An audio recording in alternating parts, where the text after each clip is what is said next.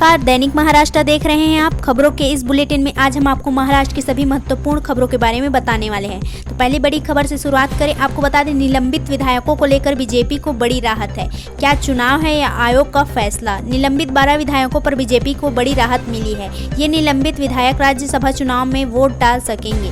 BJP के इन 12 विधायकों को चुनाव आयोग ने राहत दी है। राज्य और विधानमंडल के बरसाती सत्र में कदाचार के आरोप में भाजपा के 12 विधायकों को 1 साल के लिए निलंबित कर दिया गया है। उसके बाद अब इन विधायकों को राज्यसभा चुनाव में वोट देने की अनुमति दी जाएगी। इसलिए बीजेपी के लिए बड़ी राहत माना जा रहा है। आपको बता दें, बरसात के पहले दिन विधानसभा अध्यक्ष के कक्षों में जोरदार ठहाके लगे। सत्ताधारी महाविकास अघाड़ी और भाजपा विधायक के बीच खींचातान चल रहा था। साथ ही टेबल अध्यक्ष भास्कर जाधव पर भी धक्का मुक्की करने का आरोप लगा है। इस घटना के बाद भास्कर जाधव ने सदन में अपनी राय रखी है। उसके बाद संसदीय कार्य मंत्री अनिल परब ने भाजपा विधायकों को निलंबित करने का प्रस्ताव पेश किया और प्रस्ताव में बहुमत से पारित हो गया है। अब पासपोर्ट पैन कार्ड के लिए भटकना हुआ खत्म। नजदीकी राशन की दुकान से आवेदन किए जाएंगे। बता दें आपको, राशन की दुकान वाले सीसीएस केंद्र बिल भुगतान, पैन आवेदन, पासपोर्ट आवेदन, चुनाव आयोग से संबंधित सेवाएं प्रदान कर सकते हैं। समझौता ज्ञापन पर उप सचिव ज्योत्सना गुप्ता और सीएससी के उपाध्यक्ष सार्थक सहदेव ने हस्ताक्षर किए हैं। आम आदमी को हर सुविधा मुहैया कराने के लिए केंद्र सरकार लगातार बड़े कदम उठा रहे हैं। इस संबंध में अब हम अपनी नजदीकी राशन की दुकानों को कॉमन सर्विस सेंटर में बदलने की तैयारी कर रहे हैं। इसके लिए उपभोक्ता मामले, खाद्य और सार्वजनिक वितरण मंत्रालय के तहत खाद्य और सार्वजनिक वितरण विभाग ने CSC e governance services India limited के साथ समझौता किया है। इससे राशन की दुकानों की आय बढ़ेगी। इन दुकानों के माध्यम से लोग राशन भी प्राप्त कर सकते हैं। इसके अलावा पैन कार्ड और पासपोर्ट साइज के लिए आवेदन भी कर सकते हैं। इतना ही नहीं, यहाँ बिजली और पानी के बिल भी जमा किए जा सकते हैं।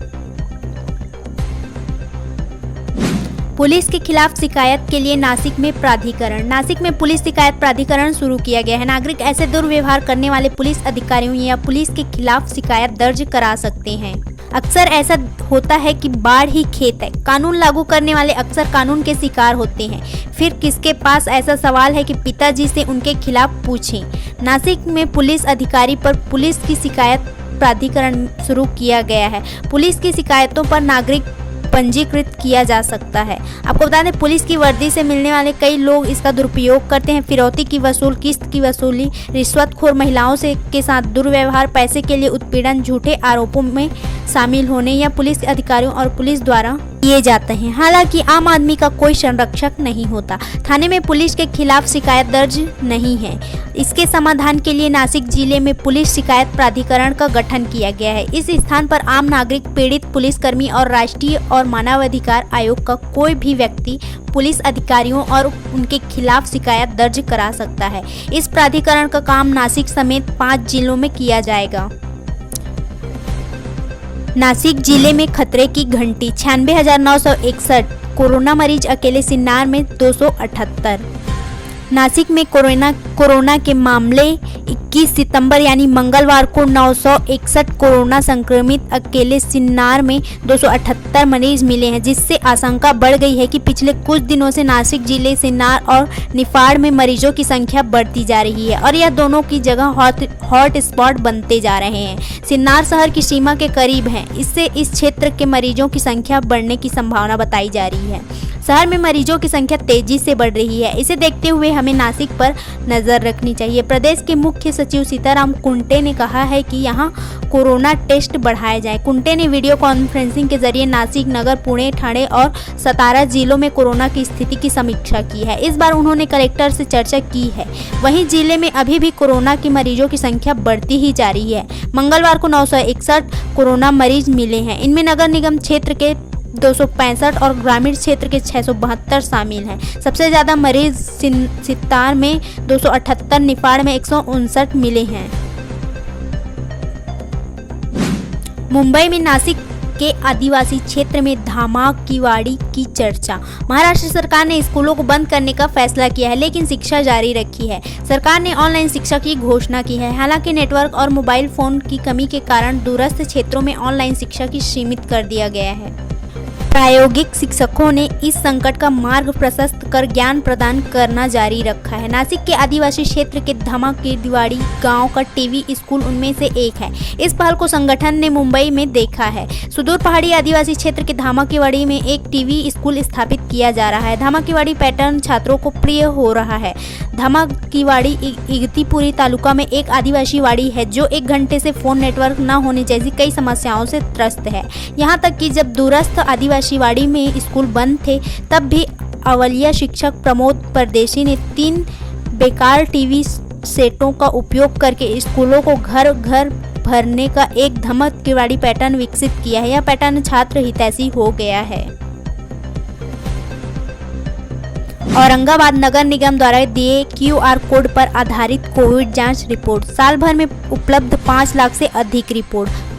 QR कोड के आधार पर नगर निगम 15 अगस्त के बाद RT-PCR टेस्ट की रिपोर्ट दे रहा है। हालांकि पिछले साल भारत के 5 लाख से अधिक नागरिकों की रिपोर्ट भी नगर निगम ऐप पर उपलब्ध कराई गई है। सिटी सिटीजन्स कोविड-19 के QR कोड के आधार पर RT-PCR टेस्ट के लिए औरंगाबाद के उपयोग की रिपोर्ट नगर निगम है। प्रशासन ने दावा किया है कि औरंगाबाद नगर निगम इस पद्धति की रिपोर्ट करने वाला देश का पहला नगर निगम है। आपको बता दें 15 अगस्त से औरंगाबाद नगर निगम ने QR कोड के आधार पर कोरोना टेस्ट की रिपोर्ट देनी शुरू की है। यह काम औरंगाबाद नगर निगम और स्मार्ट सिटी औरंगाबाद के सहयोग से शुरू किया गया है। कोविड-19 के RT-PCR परीक्षण के लिए QR कोड करने वाली रिपोर्ट जमा की जा रही है। आपको बता दें RT-PCR के परीक्षण का रिपोर्ट आपको पंजीकृत मोबाइल नंबर पर एक SMS भेजा जाता है।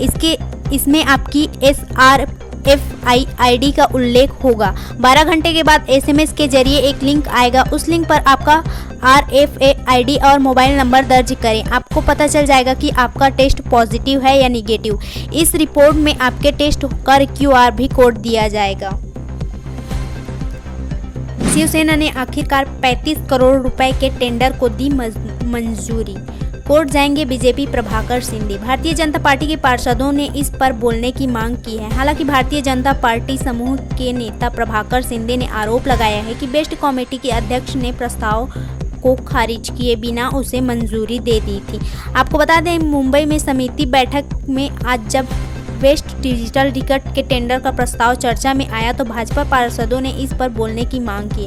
हालांकि भारतीय जनता पार्टी समूह के नेता प्रभाकर शिंदे ने आरोप लगाया है कि बेस्ट कमेटी के अध्यक्ष ने प्रस्ताव को खारिज किए बिना उसे मंजूरी दे दी है। शिंदे ने यह भी चेतावनी दी है कि पसंदीदा ठेकेदारों और रिश्तेदारों को काम देने वाले शिवसेना ने एक बार फिर बेस्ट को खाई में डाल दिया है और इसके खिलाफ बोलने वाले विपक्ष की आवाज़ को चुप करा दिया है। खबरों का सिलसिला यही तक था। अगर आपको हमारा वीडियो पसंद आए तो चैनल को लाइक शेयर सब्सक्राइब जरूर कीजिएगा। धन्यवाद।